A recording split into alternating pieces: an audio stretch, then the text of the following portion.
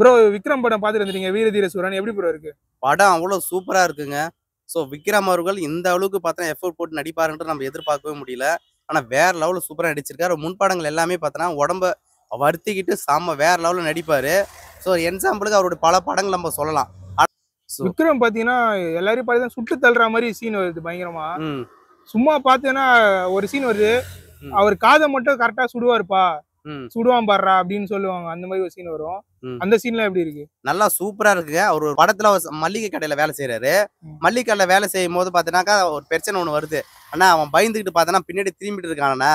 அவன் மூஞ்சே காட்ட மாட்டானா பயந்துட்டான்னு பார்த்தீங்கன்னாக்கா விக்ரம் சொல்லுவாங்க. ஆனா அந்த விக்ரம் அவர்கள் சும்மா மூஞ்ச இப்படி திருப்பணும்னா அந்த வில்லன் உயிரை கெட்டப்பா இருக்கட்டும். திடீர்னு பார்த்தீங்கன்னாக்கா ஒரு ஒரு 50 ரவுடிங்க வந்து விக்ரம் அடிக்கக்கூடிய சீனா இருக்கட்டும். நம்ம கேஜிஎஃப் பார்த்தாக்கா இது வரைக்கும் கேஜிஎஃப் 3 யாருமே பார்த்ததில்ல.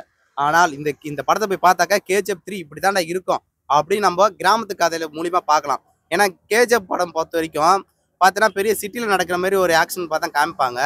அப்புறம் பார்த்தா உள்ள ஒரு காட்டு தீவு மேல காமிப்பாங்க. ஆனா இந்த படத்துல பார்த்தீங்கன்னாக்கா சின்ன அதாவது கிராமத்துல என்ன கேஜிஎஃப் மதுரை. கேங்ஸ்டரா போவாரோ அது மாதிரி இருக்கு.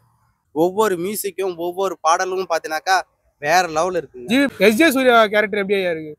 அவர் வில்லன் கெட்டப்பு செம்ம வேற லெவல் இருக்குங்க. அவர் ஹீரோ கெட்டப்பு போட்டாலுமே வேற லெவல் இருக்கும். அதுலயும் போலீஸ் கெட்டப்பு தான் போடுவாரு.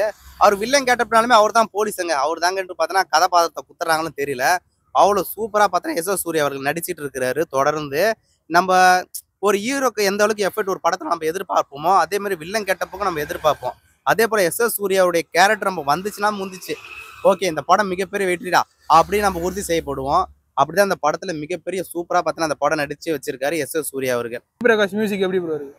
ஜி பிரகாஷ் மியூசிக்கா சொல்லி ஆகணும். ஜி பிரகாஷ் மியூசிக் போட்டா அதுவும் லவ் சீன்லாம் ஒரு பாடல் ஒன்று வருதுங்க. அது அச்சிக்கவே முடியாது.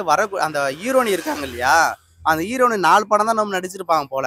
நம்ம 50 படத்துல நடிச்ச மாதிரி பார்த்தினாக்கா அவங்களுடைய எஃபெக்ட் பார்த்தினாக்கா தொடர்ச்சியாக இருந்துகிட்டே இருக்கு. நல்லா சூப்பரா சார்பேட் படத்துல ஹீரோனியா நடிச்சிருப்பாங்க அவங்க. ஆனா இந்த படத்துல பார்த்தீங்கன்னாக்கா செம்ம வேற லெவல் சூப்பரா நடிச்சிருக்கா. மக்கள் அனைவரும் பார்க்கக்கூடிய ஒரு படமாக இது இருக்கு.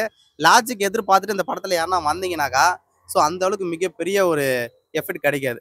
ஏன்னா பார்ட் 1 ரிலீஸ் பண்ணதுக்கு அப்புறம் தான் பார்ட் 2 ரிலீஸ் பண்ணுவாங்க. அந்த பார்ட் 1 எப்படி நல்லா இருக்கா நல்லா இல்லையான்னு பார்த்ததுக்கு அப்புறம் தான். ஆனா முதல்ல இங்க பார்ட் 2 ரிலீஸ் பண்ணிட்டு அதுக்கப்புறம் அதோட எஃபெக்ட் பார்த்துட்டு பார்ட் 1 ரிலீஸ் பண்றாங்க. ஏன்னாக்கா பார்ட் 2ல கதை ஆக்ஷன் ஃபிலிம் தான் ஃபுல் அண்ட் ஃபுல் ஆக்ஷன் ஃபிலிமாவே இருக்கு.